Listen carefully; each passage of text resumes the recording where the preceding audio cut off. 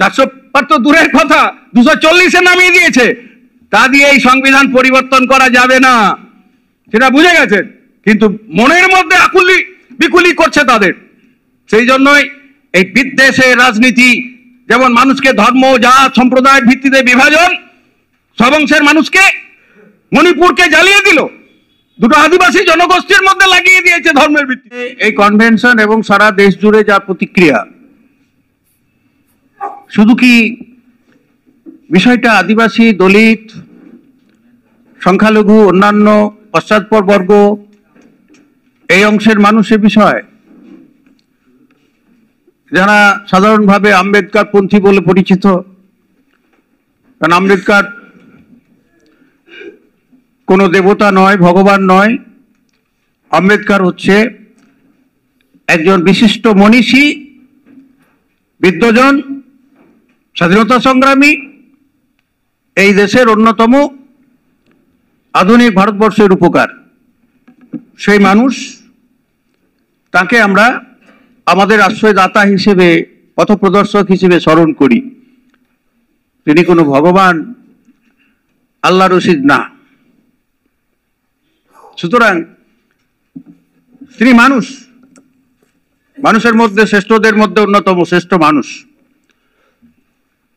তো আজকে তার সৃষ্ট যে সংবিধান, স্বাধীন ভারতবর্ষ যে সংবিধান পেয়েছে, যে সংবিধান চালু করার যে শুভ দিন বলে আমরা জানি, যা প্রজাতন্ত্র দিবস হিসেবে 26শে জানুয়ারি আমাদের কাছে স্বীকৃত, প্রতি বছর পালন করা হয়, সেই সংবিধানের আধারের উপরে দাঁড়িয়ে এই সংবিধান যে এই সময়কালের মধ্যে অন্যতম শ্রেষ্ঠ একটা সংবিধান, সারা দুনিয়া স্বীকৃত।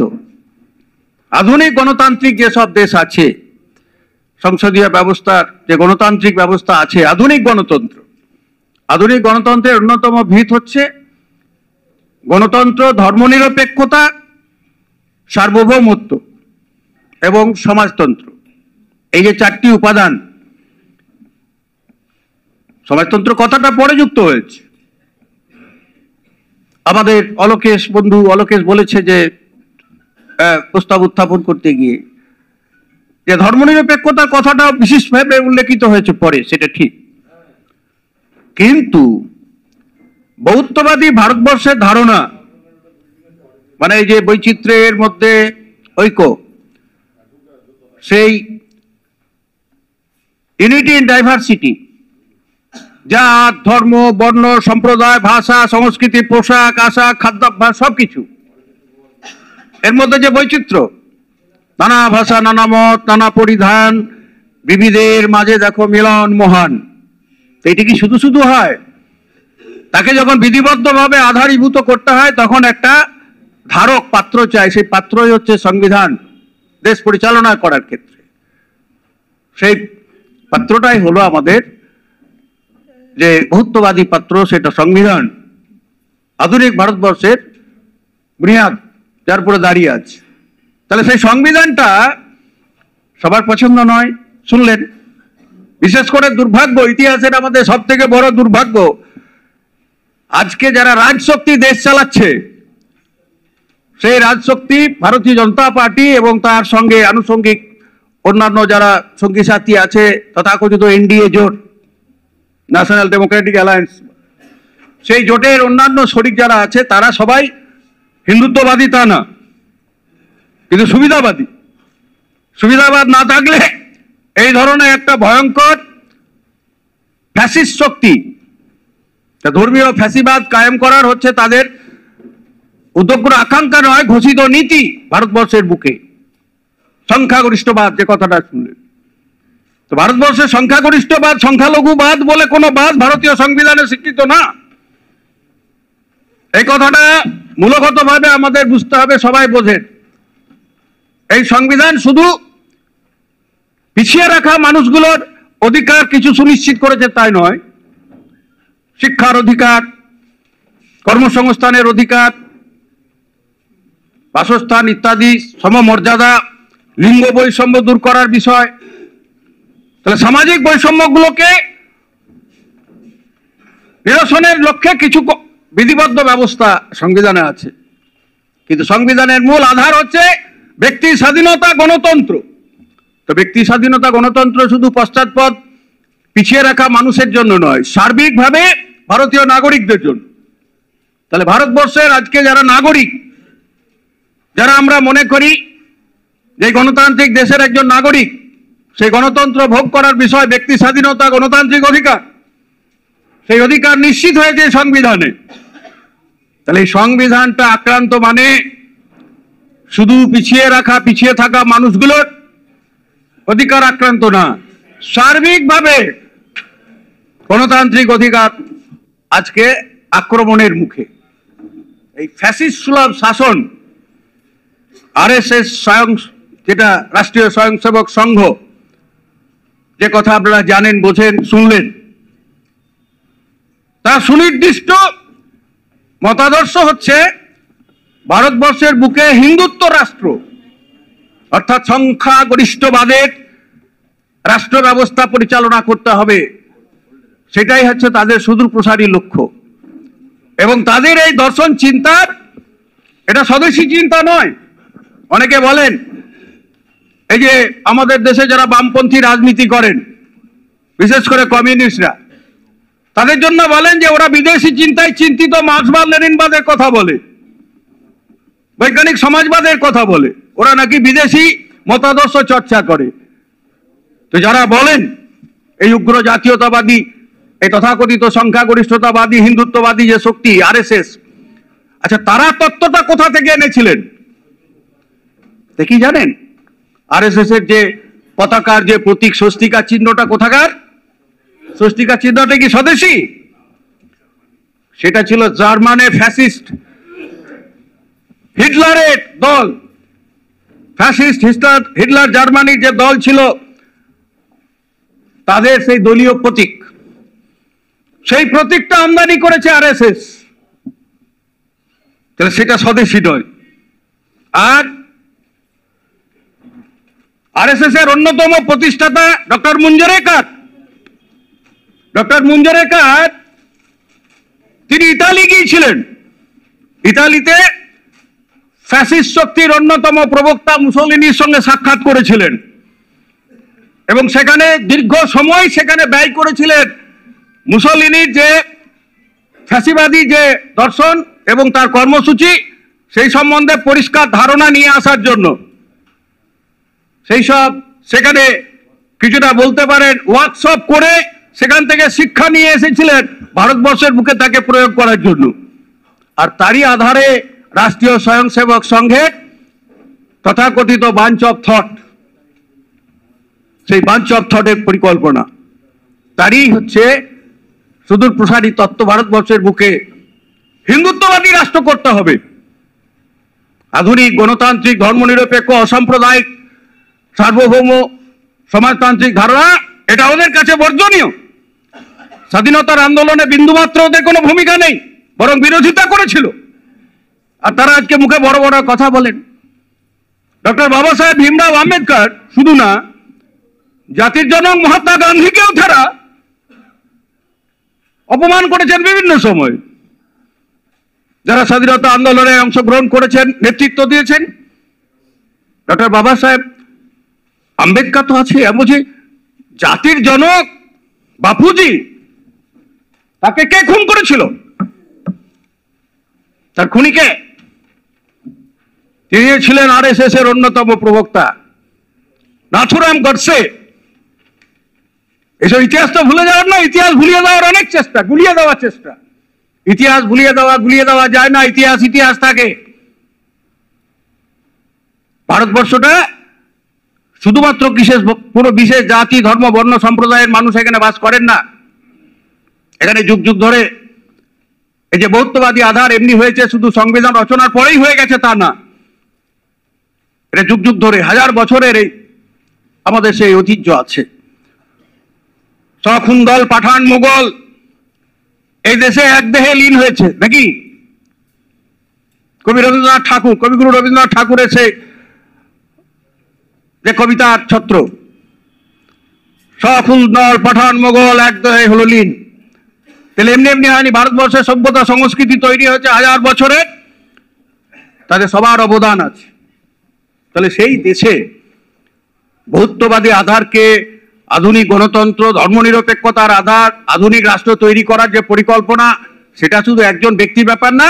সংবিধান পরিষদের তিনি চেয়ারম্যান ছিলেন, একটা দলিত সম্প্রদায়ের প্রতিনিধি, কিন্তু সেই সময়ে বিশিষ্ট বিশ্বজনীন বিদ্বজন, বহু শাস্ত্রের পণ্ডিত এবং বিশেষ করে এই শাস্ত্র পলিটিক্যাল সায়েন্স সংবিধান বিশেষজ্ঞ হিসেবে যার স্বীকৃতি ছিল, তাকেই অধ্যক্ষ করে সংবিধান পরিষদ তৈরি হয়েছিল। এবং সেই সংবিধান পরিষদ সর্বশেষ যে সংবিধানের সুপারিশ করেছিলেন, আধুনিক ভারতবর্ষে, স্বাধীন ভারতবর্ষে সেই সংবিধান গ্রহণ করে তাকে স্বীকৃতি দেওয়া হয়েছিল।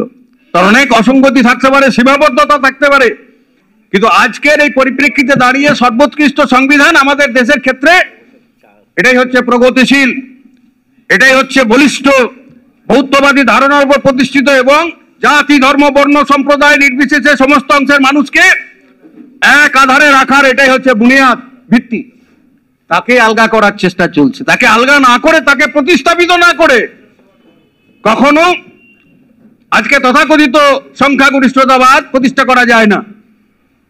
প্রসঙ্গত একটা কথা আপনাদের সবাই জানেন, তবুও মনে করিয়ে দেওয়া দরকার, যে আরএসএস এর প্রতিষ্ঠাতারা পরিষ্কার করে ঘোষণা করেছে যে হিন্দুত্ববাদ মানে হিন্দুত্ববাদ হিন্দু ধর্ম নয়, হিন্দু ধর্ম আলাদা। হিন্দুত্ববাদ হচ্ছে একটা রাজনৈতিক প্রকল্প, সেই রাজনৈতিক প্রকল্পের সঙ্গে হিন্দু ধর্মের কোনো সম্পর্ক নেই। তারাই ঘোষণা করেছেন। আমাদের অনেকে গুলিয়ে ফেলেন যে হিন্দু ধর্মে বিশ্বাস করলেই বোধ হয় বিজেপি করতে হবে, আরএসএস করতে হবে, আরএসএস এর কথা মানতে হবে, হিন্দু রাষ্ট্রের কথা মানতে হবে। এটা না। হিন্দু রাষ্ট্র হোক, ইসলাম রাষ্ট্র হোক, এটা কোনো তত্ত্বটাই প্রগতিশীল তত্ত্ব না। বা খ্রিস্টান রাষ্ট্র হোক, এই ধরনের ধর্মভিত্তিক কোনো রাষ্ট্র হতে পারে না। সেই রাষ্ট্রকে বর্জন করেই সভ্যতা এগিয়ে চলেছে। ধর্মকে যারা রাজনীতির সঙ্গে মেশানোর চেষ্টা করেছে, সেখানেই গোলমাল।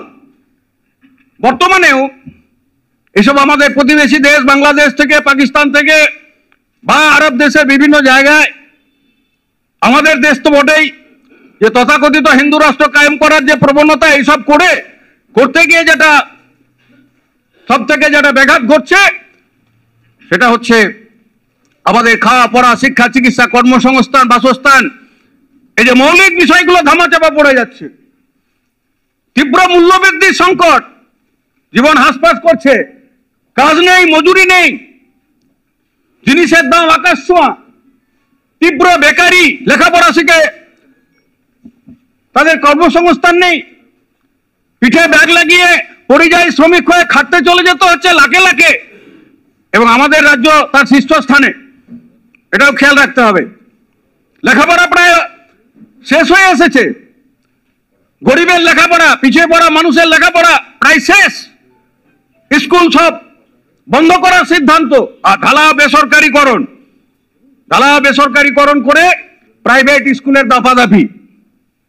তাহলে পরিকল্পিতভাবে গরিবের যা পেয়েছিলাম, পিছিয়ে পড়া মানুষ, পিছিয়ে রাখা মানুষরা যা পেয়েছিলাম, তা আজকে ছিনতাই হয়ে যাচ্ছে।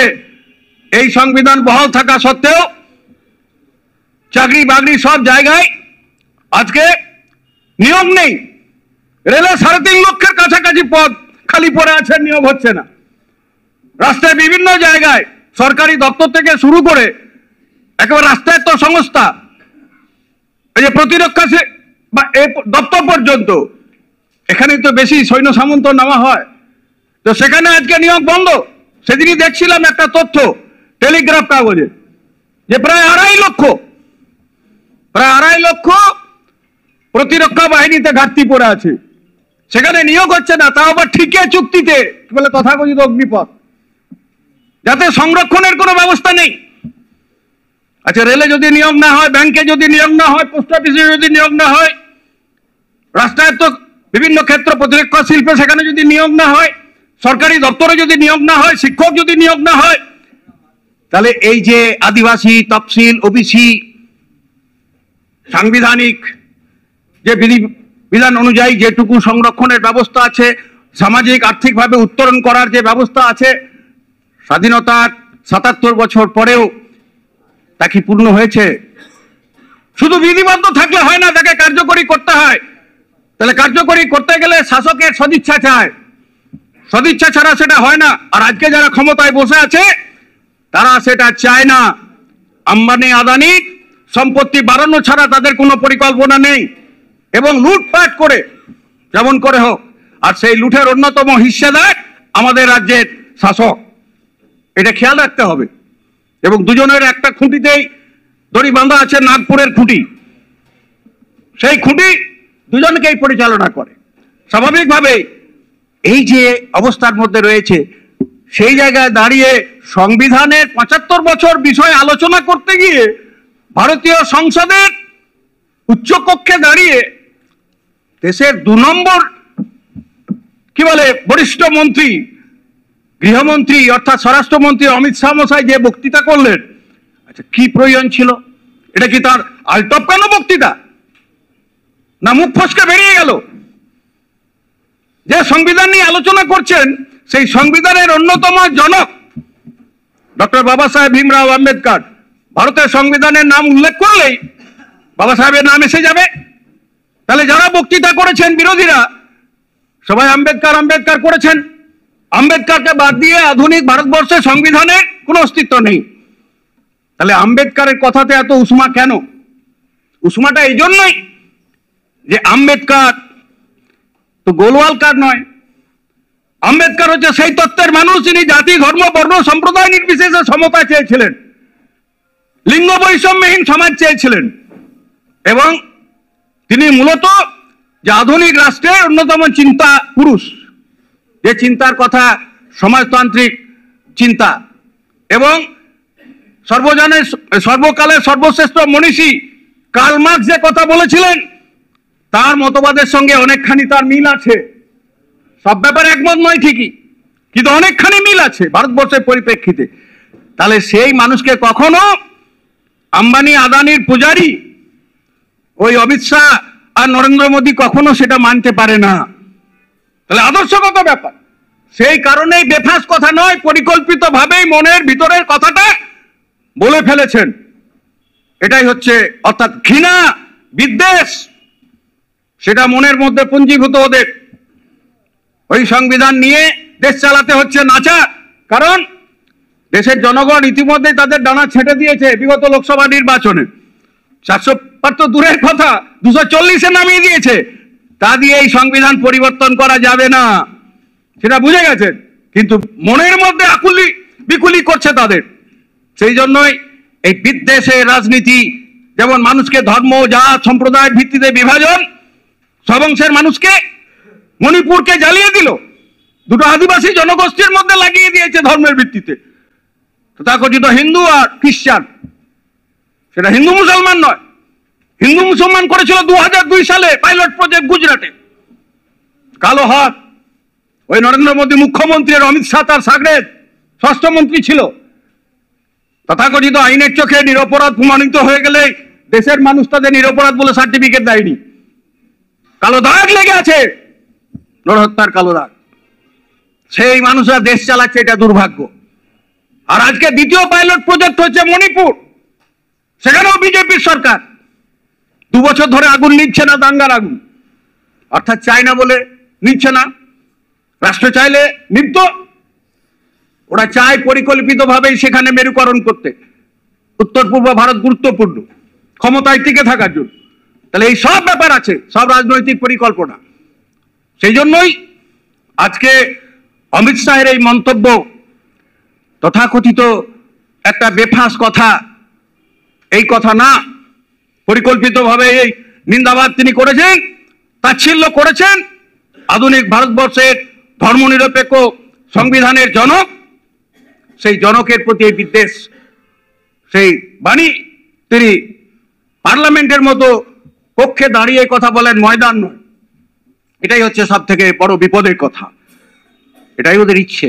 তাহলে সেই জন্য তার এই উক্তি ব্যক্তি মনীষী ডক্টর বাবা সাহেব ভীমরাও আম্বেদকর শুধু নয়, সংবিধান, তার পরিত সংবিধান, যে সংবিধান ওদের তথাকথিত হিন্দু রাষ্ট্র কায়েম করার পথে সব থেকে বড় অন্তরায় বাধা, তাকে আক্রমণ, সংবিধান পাল্টে দেওয়ার ষড়যন্ত্র লাগাতার করে যাচ্ছে। মনুস্মৃতি অর্থাৎ তথাকথিত সনাতনী ব্যবস্থা, জাতি মানে বর্ণবাদী ব্যবস্থার ভিত্তিতে ব্রাহ্মণ্যবাদী হিন্দু রাষ্ট্র কায়েম করতে হবে, সেটা হচ্ছে মনের ইচ্ছে। এই মনুস্মৃতি না সংস্করণ করে ভারতবর্ষে সংবিধান পাল্টে দিয়ে তাদের সংবিধান আনতে হবে, তবেই ভারতবর্ষে তথাকথিত হিন্দু রাষ্ট্র করা যায়। তাহলে আজকে সেটা দূরস্থ। ভারতবর্ষের মানুষ প্রকৃত অর্থে ধর্মনিরপেক্ষ গণতান্ত্রিক মানুষ, বহু প্রাচীন ঐতিহ্য আছে, এই মানুষই রক্ষা করবে। তাই সংবিধানের উপর আক্রমণ, বাবা সাহেবের উপর আক্রমণ, অন্য মনীষীদের উপর আক্রমণ, তার বিরুদ্ধে নিন্দাবাদ আমাদের ধ্বনিত করতে হবে। সামাজিকভাবে সচেতন আমাদের এই সামাজিক সংগঠনগুলো, আমাদের গণসংগঠন ঐক্যবদ্ধভাবে লড়াই করছে। সর্বভারতীয় ক্ষেত্রে 100টা দলিত সংগঠনের আমাদের প্ল্যাটফর্ম আছে, দলিত রাইট সমন্বয় কমিটি। আমরাও এর প্রতিবাদে ডাক দিয়েছি। রাজনৈতিক দলগুলো যেমন প্রতিবাদ করছে, রাস্তায় নেমে সংসদের কক্ষের মধ্যে দাঁড়িয়ে প্রতিবাদ করছে, ঠিক একইভাবে ময়দানে নেমে সামাজিক সংগঠনগুলো ঐক্যবদ্ধভাবে প্রতিবাদ করছে। সেই প্রতিবাদ চালিয়ে যেতে হবে, কারণ যতক্ষণ এই ধরনের অবমানকর উক্তি প্রত্যাহার না করছে, প্রকাশ্যে সংসদের মধ্যে দাঁড়িয়ে জনগণের কাছে হাত জোর করে ক্ষমা না চাইছে এবং সংবিধানের নামে শপথ নিয়ে যে পদে বসেছেন, মন্ত্রিসভার গুরুত্বপূর্ণ পদ, তার থেকে যতক্ষণ পর্যন্ত তিনি নিজে পদত্যাগ না করছেন বা মহামহিম রাষ্ট্রপতি তাকে অপসারণ না করছে, ততক্ষণ পর্যন্ত এই আন্দোলন চলবে। এই আন্দোলন শুধুমাত্র একটা আনুষ্ঠানিক প্রতিবাদ নয়, সেই লক্ষ্যেই আপনাদের আগামী দিনের যে আন্দোলনের কর্মসূচি নিশ্চয় নেতৃত্ব ঘোষণা করবেন। এই আন্দোলনকে ব্যাপৃত করতে হবে সারা রাজ্যে। যারা তথাকথিত হিন্দুত্ববাদী শক্তি, যারা মানুষকে, শ্রমজীবী মানুষকে, খেটে খাওয়া মানুষকে শুধু জাত ধর্ম বর্ণের ভিত্তিতে ভাগ বাটোয়ারা করে ক্ষমতায় টিকে থাকার যে সামাজিক প্রযুক্তি কাজে লাগাচ্ছে, তার বিরুদ্ধে আজকে মুখোশ খুলে দিতে হবে। সেই কাজে আপনারা ব্রতী হবেন। আমরা যদি সেটা করতে পারি ঐক্যবদ্ধভাবে, আরও বিভিন্ন যে সংগঠনগুলোকে ঐক্যবদ্ধ প্রতিবাদের মঞ্চে সামিল করে আমাদের সেই বৃহত্তর মঞ্চ করেই সেই কাজ করতে হবে। আজকের কনভেনশন সেই আওয়াজ তুলেই আগামী দিনের সুনির্দিষ্ট সেই কর্মসূচি গ্রহণ করবেন, এই আশা রেখে আপনাদের সবাইকে ধন্যবাদ, অভিনন্দন জ্ঞাপন করে আমার কথা আমি শেষ করছি। আপনাদের মঙ্গল হোক। ধন্যবাদ।